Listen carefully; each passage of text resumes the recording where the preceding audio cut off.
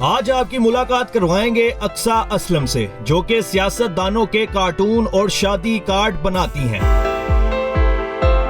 अक्सा स्यापा नाम कैसे पड़ा और इस काम से कितने पैसे कमाती हैं, जानिए इस वीडियो में।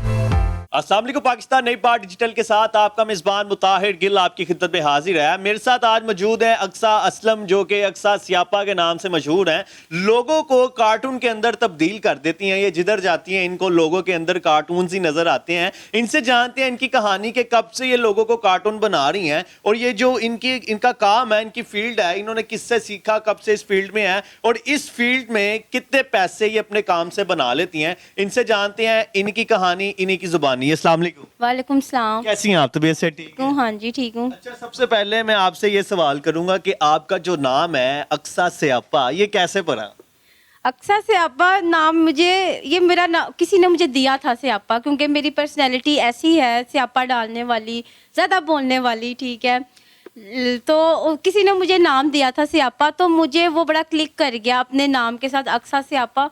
तो मैंने सोचा क्यों ना इसी के साथ कुछ शुरू किया जाए, कोई प्रोजेक्ट कोई शुरू किया जाए। तो जो मैं प्रोजेक्ट ला रही हूँ अपना, वो शायद वुमेंस डे पे आ जाएगा मेरा। तो उसे लोग कहते हैं यार ये औरत मार्च वाले दिन क्या आ रहा है। तो हाँ, वो औरतों से रिलेट करता है वो प्रोजेक्ट। तो वो जब आएगा तो लोगों को पता लग जाएगा स्यापा है क्या।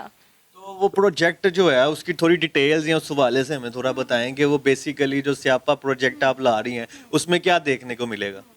अच्छा, आमतौर पर जब हम स्यापा लफ्ज़ सुनते हैं ना, तो हमारा मतलब कि बुरा वो जाता है माइंड कि स्यापा डाल दिया, स्यापा हो गया। तो ये बुरा स्यापा नहीं है, ये एक अच्छा स्यापा है, ठीक है। ये स्यापा अगर मैं स्यापा हूँ या मैं लड़कियों को कह रही हूँ स्यापा बने, तो ये उन लोगों के लिए जो उन्हें तंग करते हैं, जो उनका सुकून ख़राब करते हैं। ये सिर्फ उन लोगों के लिए है, ये वैसे स्यापा नहीं है, ये पूरी दुनिया के लिए स्यापा नहीं है। ये सिर्फ उन लड़कियों को एक हिम्मत देनी है। कुछ क्योंकि लड़कियां बड़ी घबरा जाती हैं, कुछ अच्छे के लिए निकल रही होती हैं लेकिन वो घबरा जाती हैं। कुछ लोग उन्हें डराते हैं, ठीक है, तंग करते हैं बिला वजह। तो ये वो चीज़ है कि लड़कियों को एक हिम्मत देनी है बस मुझे। बस इसलिए आप इस प्रोजेक्ट को तैयार कर रही हैं। और उसके बाद मुझे बताएं कि जो आपकी ये फील्ड है इसको क्या कहते हैं प्रोफेशनल लैंग्वेज में, और कब से आप ये काम कर रही हैं? अच्छा, मैं ये 2011 में मेरी स्टार्ट हुई थी ये डिग्री। तो मैंने पहले बीएफए किया ग्राफिक डिज़ाइन में। तो उसमें सब्जेक्ट्स आते हैं आपके, इलस्ट्रेशंस आते हैं, फिर ये कार्टून कैरिकेचर्स वगैरह बनाने होते हैं।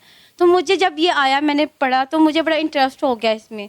तो फिर जब मैं और ये चीज़ मांगती है प्रैक्टिस, तो फिर मैं प्रैक्टिस बड़ी करती थी। मैं मैनुअल बना रही हूँ, डिजिटल बना रही हूँ। तो मतलब कि ऐसे ये प्रैक्टिस से मतलब कि मैं अपने आप को लेके चली। तो मेरा जो फर्स्ट कैरिकेचर था तो वो मैंने इमरान खान का बनाया था। तो तब से जब वो मैंने बनाया तो फिर मैंने काफ़ी पॉलिटिशियंस के कैरिकेचर बनाए। किन किन के अभी तक बना चुकी हैं? मैं सबके बना चुकी हूँ। ये आप पूछें किन किन के अभी नहीं बनाए।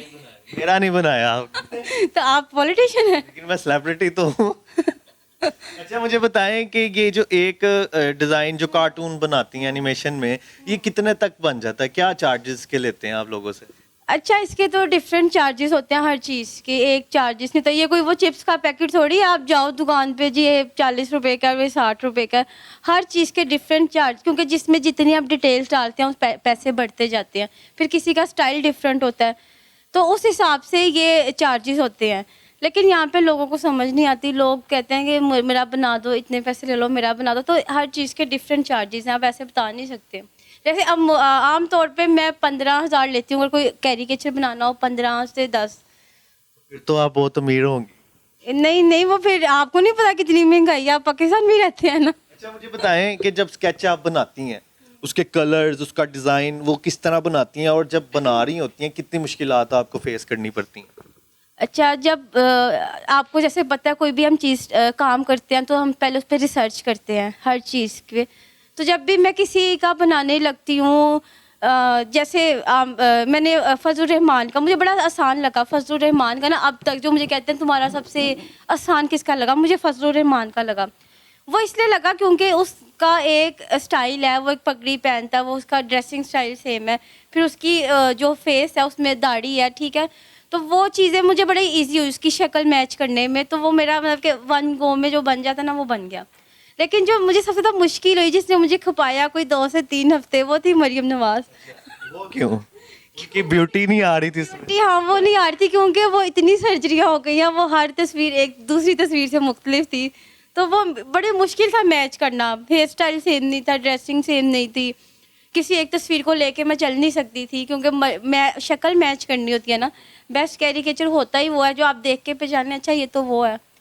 तो वो मरियम नवाज़ बड़ी, वो 6-7 मरियम नवाज़ बनाई गई, तो उसमें से बड़ी मुश्किल से एक ज़रा सी मैच हुई, जो होता है ना आपके 20% मैच हो रही है, तो वो ऐसा हुआ था मरियम नवाज़ के साथ। अच्छा मुझे बताएं कि कितनी देर में आप ये कि एक स्केच जो है ये बन जाता है?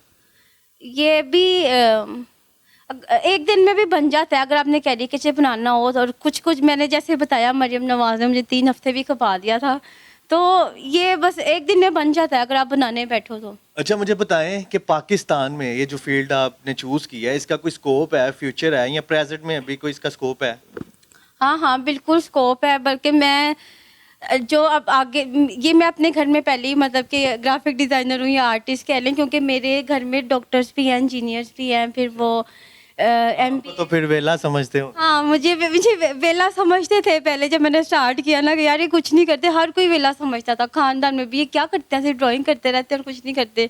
लेकिन जब आप प्रोफेशनली ये काम हम कर रहे हैं तो आप समझते हैं। लेकिन खैर, मैं ये मजाक की बात है, मेरे घर में सबको अहमियत पता है इस पढ़ाई की, मतलब कि मेरी बहनों को, भाइयों को, तो वो वेला नहीं समझते थे। मैं और लोगों की बात कर रही हूँ कि इस पढ़ाई, ये बड़ा स्कोप है ग्राफिक डिज़ाइनिंग का ना, कि ये हर फील्ड में क्रिएटिव लाजमी आपको चाहिए होता है। तो ये ग्राफिक डिज़ाइनर वहाँ काम कर रहे हैं, दुनिया की हर फील्ड में ग्राफिक डिज़ाइनर आपको चाहिए होता है। तो मैं जो समझती हूँ, मैं कहती हूँ हर घर में एक ग्राफिक डिज़ाइनर ज़रूर होना चाहिए। जो अब आगे आने वाले बच्चे हैं हमारे, तो मैं चाहती हूँ, मैं हर घर में कहती हूँ एक ग्राफिक डिज़ाइनर ज़रूर बनाना।